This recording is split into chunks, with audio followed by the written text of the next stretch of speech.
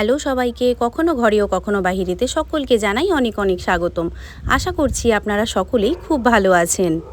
আজকের এই ভিডিওর মাধ্যমে নর্থ বেঙ্গলে কাটানো বেশ কিছু সুন্দর মুহূর্তের কিছু অংশ নিয়ে আবারও হাজির হয়ে গিয়েছি। আশা করছি আপনাদের ভালো লাগবে। দিনটি ছিল মঙ্গলবার, আর মঙ্গলবার এখানে হয় নিরামিষ, আর নিরামিষ মানেই কিছু স্পেশাল, আর সেই কারণে ব্রেকফাস্টে ছিল সুস্বাদু এই চিড়ের পোলাও। মামির হাতের রান্না বরাবরই বেশ সুস্বাদু হয়। এই চিড়ের পোলাওটাও বেশ সুস্বাদু ছিল। সকাল সকাল ভর পেট চিড়ের পোলাও খেয়ে ছুট লাগিয়েছিলাম ছাদের দিকে। শীতের সময় ছাদে সবচাইতে বেশি উপভোগ্য জিনিস হলো হালকা রোদ আর তার সাথে মিষ্টি মিষ্টি হালকা হাওয়া, কিন্তু তার সাথে যদি চোখে পড়ে এমন সুন্দর গাছ ভরা সুন্দর ফুল, তখন মনটা কিন্তু আলাদা রকমভাবেই ভালো হয়ে ওঠে।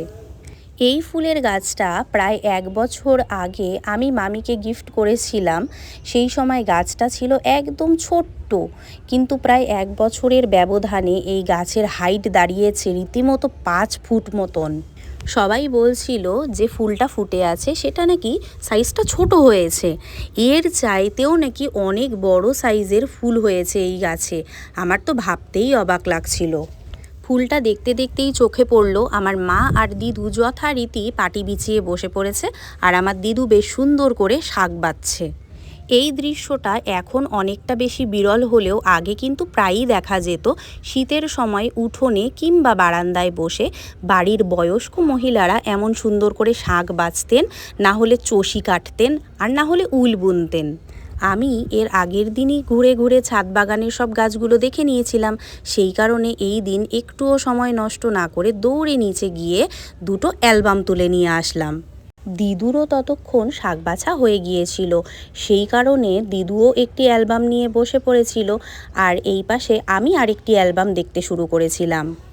আমার জন্মের সময় কোনো স্মার্টফোন ছিল না, সেই কারণে আমার বাবা সমস্ত সুন্দর সুন্দর মুহূর্তগুলোকে ক্যাপচার করে রাখার জন্য কিনে নিয়েছিল একটি ক্যামেরা, আর তাতেই খুব সুন্দর সুন্দর মুহূর্তগুলো ক্যাপচার করা ছিল। মনে পড়ে সেই ছোটোবেলায় দেখেছিলাম ব্রাউন কালারের রিল হতো, সেই রিলগুলো ক্যামেরায় ভরে ফটো ক্যাপচার করা হতো, আর তারপরে সেই রিলগুলোকে ওয়াশ করিয়ে ফটোটাকে বার করা হতো। কত যে রিল নষ্ট করেছি ছোটোবেলায় তার কোনো ঠিকানাই নেই। সেই সময় কিন্তু যে কোনো অনুষ্ঠানে, যে কোনো পুজোতে স্টুডিওতে গিয়ে ছবি তোলারও একটা দারুণ চল ছিল, যেটা এখন প্রায় ধীরে ধীরে উঠেই গেছে।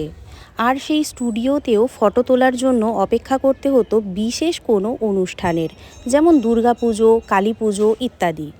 এছাড়া যারা একটু শৌখিন ছিলেন তারা বাড়ির বাচ্চার জন্মদিন উপলক্ষে ডেকে নিতেন চেনা জানা কোনো ভালো ফটোগ্রাফারকে বিশেষ মুহূর্তগুলোকে ক্যাপচার করে রাখার জন্য। আমার লাইফে আমি এই ফটোগ্রাফার কাকুদের হাতের ক্যাপচার করা সুন্দর সুন্দর মুমেন্টগুলো তো পেয়েছিলাম, তার পাশাপাশি আরেকটু বেশিই যেন পেয়েছিলাম। তার কারণটা অবশ্যই আমার বাবার বুদ্ধি করে সেই সময় কেনা ক্যামেরাটা, আর তার পাশাপাশি আমার বাবা এবং মামা দুজনেই ছিলেন খুব ভালো ফটোগ্রাফার, দুজনেই কিন্তু ক্যামেরায় খুব ভালো ফটো তুলতে পারতেন। সেখান থেকেই হয়তো আমি নিজেও ফটো তোলার একটা সামান্য গুণ পেয়ে গেছি। আমার নিজের ফটো শ্যুট করতে সেরকম একটা বেশি ভালো লাগে না, তবে আমার আশেপাশে যা দেখি একটু চোখে লাগলেই সেটা ক্যাপচার করে রাখতে বেশ ভালো লাগে। এখানে বেশিরভাগ ছবি কিন্তু রয়েছে বহু পুরনো ছবি, মানে 1980 সালের ছবিও কিন্তু এখানে রয়েছে। তাই ধন্যবাদ জানাই এখনকার ডিজিটাল যুগকে, তার কারণ এই যে ছবিগুলো আমি ঠিকভাবে রাখতে পেরেছি সেটা কিন্তু এই ডিজিটাল অ্যালবামের জন্য, কারণ অরিজিনাল ছবিগুলো বেশিরভাগই নষ্ট হয়ে গেছে। আমি সমস্ত ছবিগুলো একটি দাদার দোকানে দিয়ে সেখান থেকে এই ডিজিটাল অ্যালবামটিকে তৈরি করিয়েছি। এই ছবিগুলোকে এই ডিজিটাল অ্যালবামে রূপান্তরিত না করতে পারলে এই ছবিগুলো এতদিনে সবই প্রায় নষ্ট হয়ে যেত। এই ছবিগুলো আমার অন্নপ্রাশনের ছবি।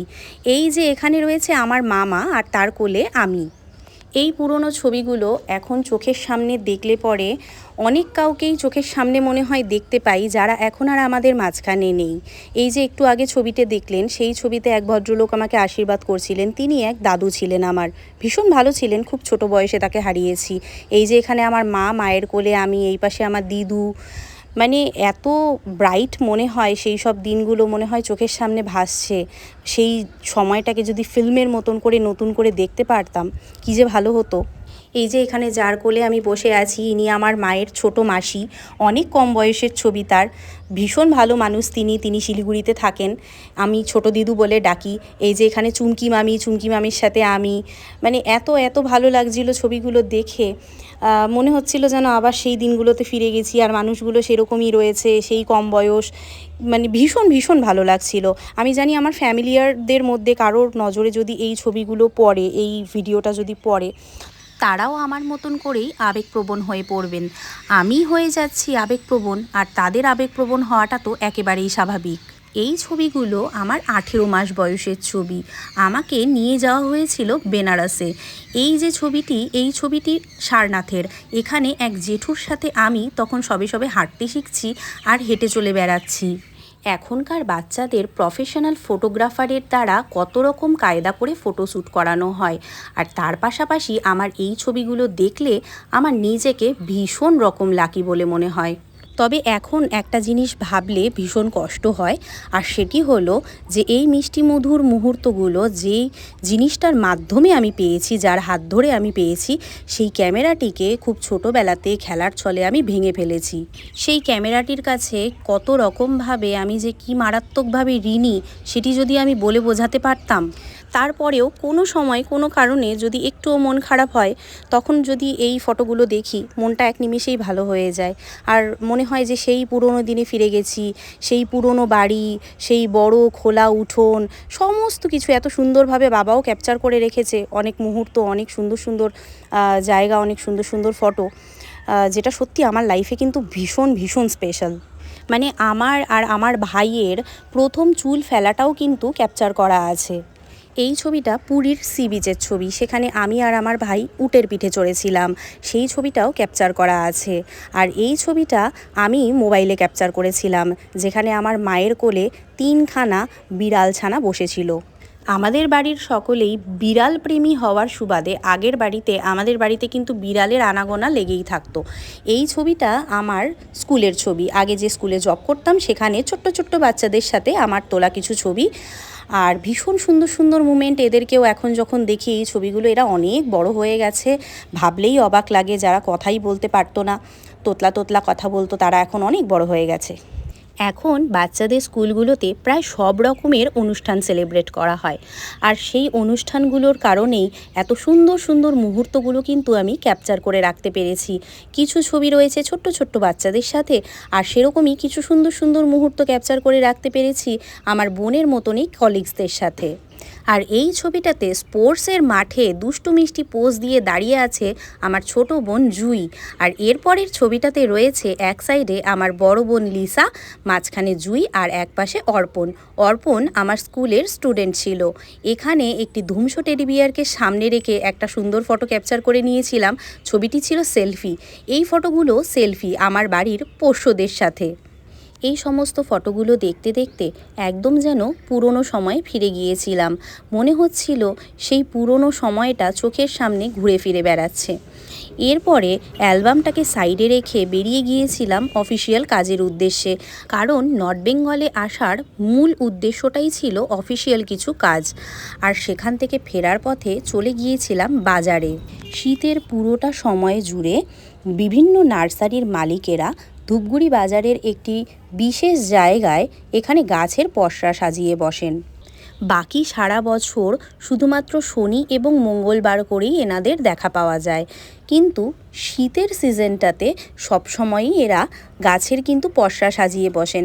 তবে শনি আর মঙ্গলবার করে গাছের সংখ্যাটা একটু বেশি থাকে, সেই কারণে মঙ্গলবার হওয়ায় আমি একটুও মিস করতে চাইনি। আমি খুব ভালো করেই জানি যে কলকাতায় খুব সহজেই আমি সব রকমের গাছ পেয়ে যাব, কিন্তু তারপরেও আমি একটুও নিজেকে কন্ট্রোল করতে পারিনি। মন ভরে কতগুলো গাছ কিনে নিয়ে চলে এসেছি। গ্রো ব্যাগে ধানের তুষের মধ্যে গাছগুলো সেট করে দেওয়ার কারণে গাছের ওয়েট অনেকটাই কম ছিল, সেই কারণে অন্ততপক্ষে 10 থেকে 15 রকমের গাছ কিনে নিয়ে এসেছিলাম আমি। এরপরে সন্ধ্যাবেলায় চলে গিয়েছিলাম ধূপগুড়ির স্থানীয় মন্দির মায়ের স্থানে। ধূপগুড়িবাসীর কাছে এই মায়ের স্থানের মহিমা কিন্তু অপরিসীম।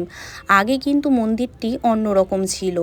এই মন্দির ধীরে ধীরে তৈরি হতে হতে ফাইনালি লাস্ট ইয়ার উদ্বোধন হয়েছে এবং ধূপগুড়িবাসীর প্রত্যাশা অনুযায়ী যথেষ্ট সুন্দরভাবেই মন্দিরটিকে তৈরি করা হয়েছে।